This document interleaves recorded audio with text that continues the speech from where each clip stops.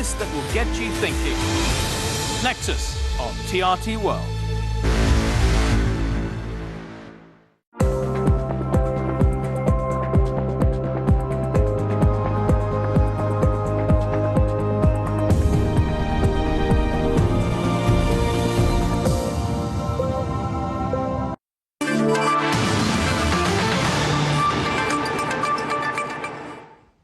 The African Union has condemned what it describes as atrocities and reported war crimes in the Sudanese city of Elfashir. The EU has said it's deeply concerned by the intensified violence. It comes after the Sudanese army announced its withdrawal from the area. Army Chief Abdel Fattah al-Burhan says the move is intended to spare the citizens and the rest of the city from destruction. There's growing concern for hundreds of thousands of civilians trapped there after the Rapid Support Forces seized control of the city. The medical charity Doctors Without Borders warns of potential massacres if residents are not allowed to leave safely. Momin Al-Maki joins us now live from Port Sudan. Momin, there are fears, as we've reported, for the hundreds of thousands of civilians there in Elfashir. Do we know more about whether they'll be able to leave safely? Yes, the situation inside Elfashir is catastrophic. We are talking about hundreds of which have been killed during the past 2 days. We are talking about the Bisayat city, which has been starved to death right now for more than 18 months. The humanitarian situation inside Elfashir right now is very miserable. Hundreds of citizens have already fled from Elfashir towards Tawila and towards other areas, and they have been arriving during the past 2 days.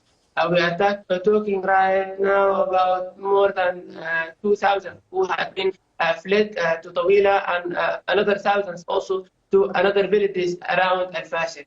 Right now, RSF are committing massacres inside Elfashir. They are killing civilians, robbing them, and also committing rape crimes. What are the conditions like in the city, Momin, in terms of the humanitarian situation? Of course, we know that the RSF has been laying siege to it since April 2024. Yes, speaking about Bisayat, Elfashir, before the recent attack by RSF, have had 260,000 civilians inside it. Right now, these civilians are facing death on a daily basis due to RSF attacks.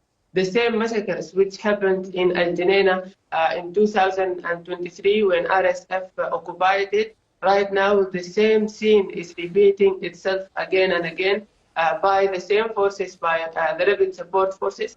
We have witnessed journalists being killed, journalists being captured, also regular citizens who have been killed. So far, more than 3 journalists has been confirmed killed and captured inside Elfashir. Citizens are starving. Citizens are being killed on ethnic basis by RSF.